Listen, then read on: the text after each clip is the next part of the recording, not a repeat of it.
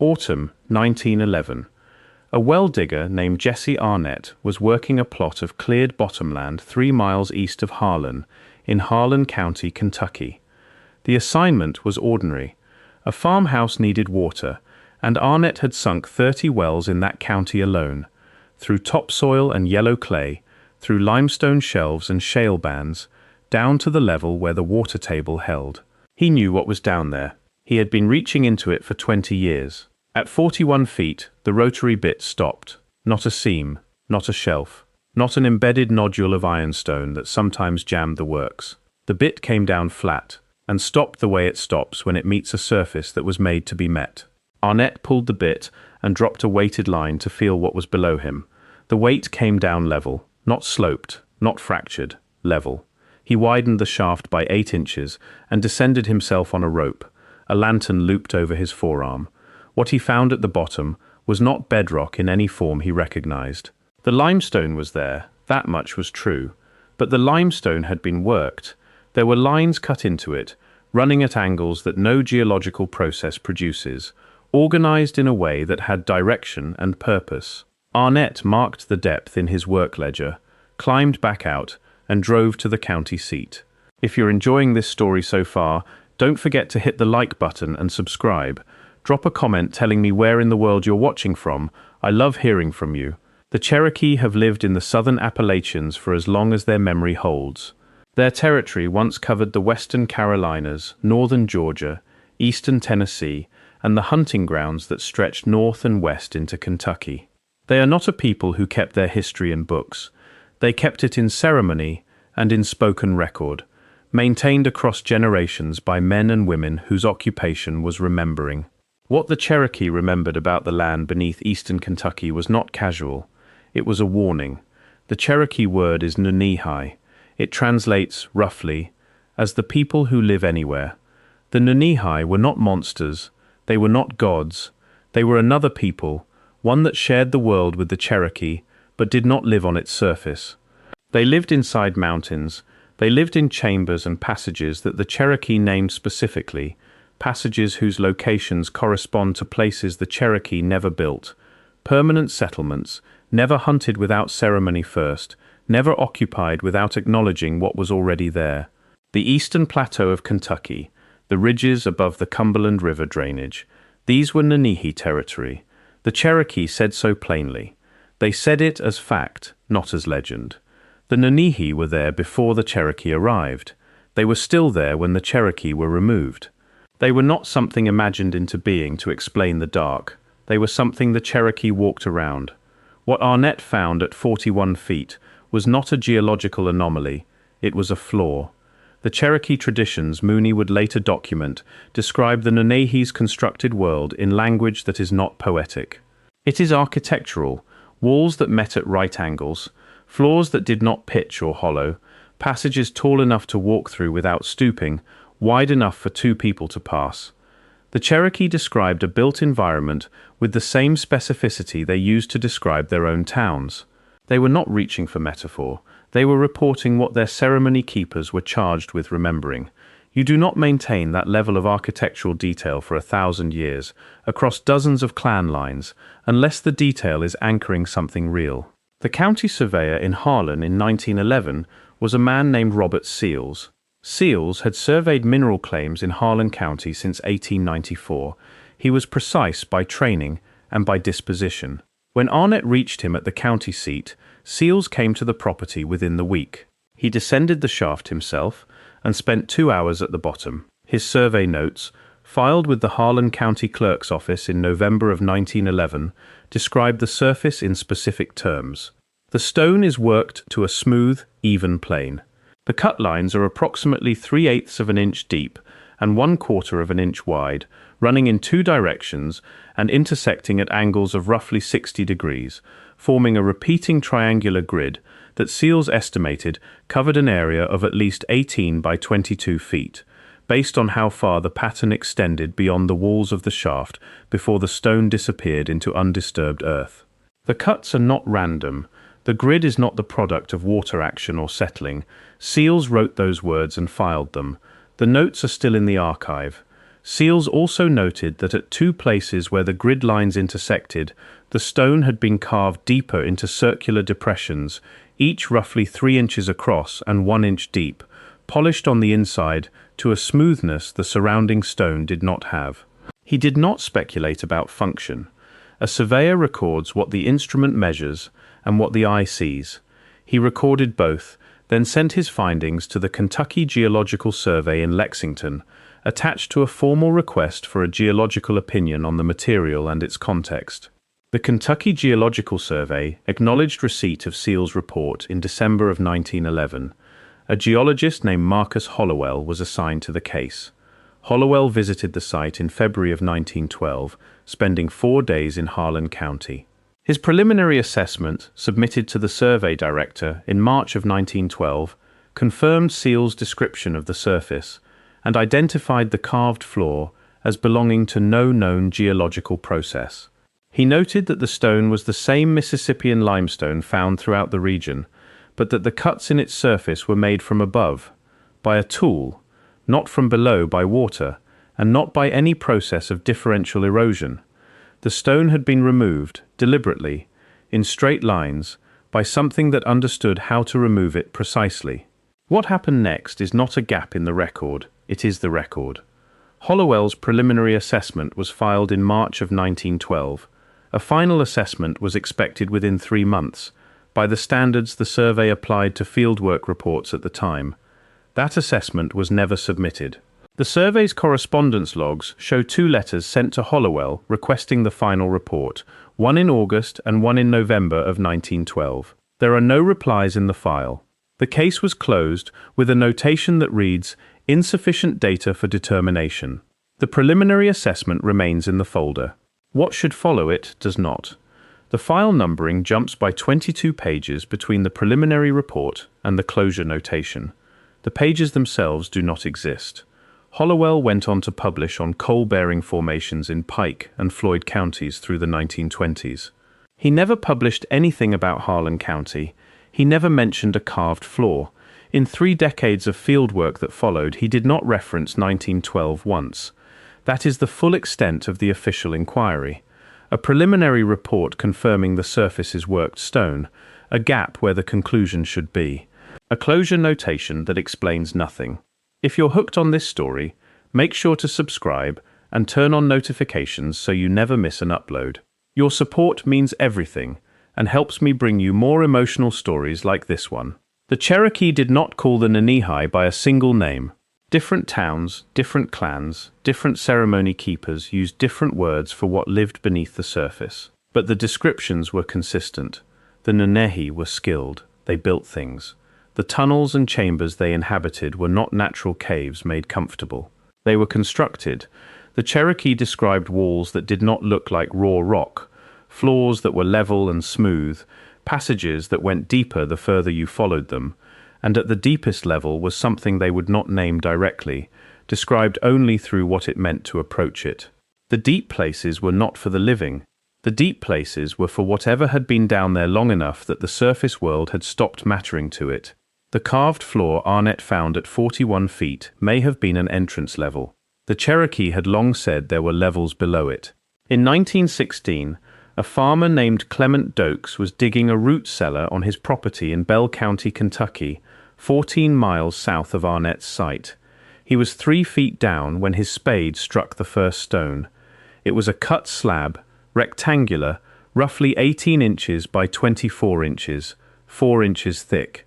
He kept digging. There were more beneath it, fitted together without mortar, the joints so tight a blade could not be worked between them. He excavated an area 8 feet by 10 feet and found a continuous surface of fitted limestone slabs that extended beyond his hole in every direction. The stones had been shaped. Their edges were straight, their surfaces flat. Where 2 slabs met, the joint was clean and precise in the way joints are when someone has measured before cutting. Dokes did not call a surveyor. He called his neighbor, who called the county judge executive, who wrote to the University of Kentucky in Lexington. A member of the Department of Geology and Mining, whose name the university's records do not preserve in connection with this visit, came to Bell County in the spring of 1917. He spent one afternoon at the site. He filed no written report with the university. He told Dokes verbally that the stones were naturally fractured limestone and that the regularity of the joints was a common feature of sedimentary formations under certain pressure conditions. Dokes did not accept this. He had farmed limestone country for 30 years. He knew what natural fracture looked like. He sent a letter to the University of Kentucky describing the difference between what the faculty member had said and what the stone showed. The university did not reply. Dokes covered the site with fill and built his cellar above it because he needed the cellar. The stones are still there. The ground is private property. No survey has been requested. None has been granted. 14 miles between sites.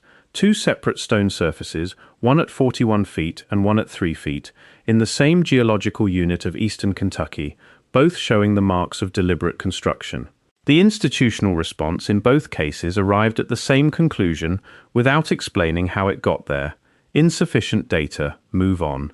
That phrase, or its bureaucratic equivalent, appears across the record of every discovery in this account. It is not a scientific judgment, it is a posture. A scientific judgment requires an alternative explanation. None was offered for the Harlan floor, none was offered for the Bell County slabs. The surveyor's notes remain in the archive precisely because no one ever bothered to challenge what they said. Engaging with them would have meant explaining what they showed. In 1914, a field worker for the Bureau of American Ethnology named Theodore Brandt was documenting Mandan oral traditions in McLean County, North Dakota. The Mandan described beings they called the first builders, a people of great age who had worked beneath the ground before the Mandan arrived, and who had withdrawn from the surface so long ago that no living Mandan had seen one. An elder directed Brandt to a location near the Missouri Bluffs where a farmer named Conrad Wessels had broken through into a stone-lined tunnel while expanding his cellar that spring. Brandt visited the site. The walls were dressed limestone, the floor was level. At the blocked end, the ceiling had been carved. Concentric circles, 6 of them, cut with a regularity that Brandt described in his field diary as too consistent for handwork done without measurement. He submitted the diary and his drawings to the Bureau of American Ethnology in Washington. The diary remains accessible in the National Anthropological Archives. The drawings are listed in the diary's own inventory as an attached enclosure. They are not in the folder. They have not been in the folder since the file was first catalogued in 1926. What survives is Brandt's written description of what the drawings showed, which he included in the body of the diary text. He had reason to believe that drawings might not travel as well through the same institutional hands that received the diary. Only the words survived. The words describe a ceiling carved with 6 concentric circles, precise enough to require measurement. The drawings are listed in the inventory and absent from the folder. 3 sites: Kentucky, 1911, Kentucky, 1916, North Dakota, 1914. Different territories, different discovery circumstances, different working men who found the evidence, and different institutions that received the reports. What is the same each time is the sequence. Preliminary confirmation that the evidence is genuine, then silence, then a case file that ends without a conclusion. No published paper explains what the carved floor in Harlan County actually was. No follow-up argues that Dokes misread natural fracture. No re-examination of Brandt's carved ceiling ever appeared. The record is not disproof. It is a decision not to continue.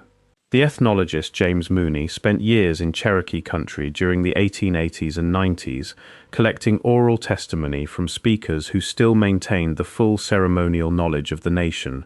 He published that testimony in the Bureau of American Ethnology's 19th annual report in 1900. The Nunnehi appear throughout it, described not as mythological figures but as a specific, located people. Mooney's sources named the mountains where the Nunnehi lived, the rivers near whose beds their passages ran, and the ridge country where their territory began. That ridge country, as Mooney's sources described it, runs north and west from the Cherokee's principal towns in eastern Tennessee. North and west of those towns is eastern Kentucky, the ridges above the Cumberland drainage, Harlan County, Bell County. The Nunnehi built beneath the ground, Mooney's sources said. They built before the Cherokee came, and they were building still. Nobody in 1911 placed Mooney's published testimony beside Seal's filed survey notes and asked why the locations matched. Nobody compared the Cherokee description of constructed passages and fitted floors against Hollowell's preliminary assessment, even though the Kentucky Geological Survey and the Bureau of American Ethnology were both federal operations with offices in Washington and correspondence flowing between them on other matters. The documents existed simultaneously, in the same institutional world, in the same year. Both sets of records are still available.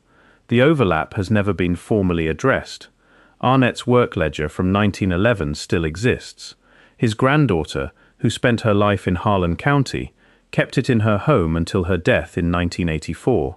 It passed to a local historical society and was catalogued in their collection in 1988.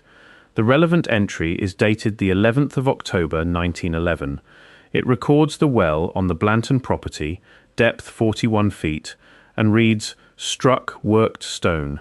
Will not bore through. Lines in the rock." Those are a labouring man's words, not a scholar's argument. He is recording an obstacle the way he recorded a limestone shelf or a vein of stubborn clay. He did not know what the lines were. He knew they were not supposed to be there.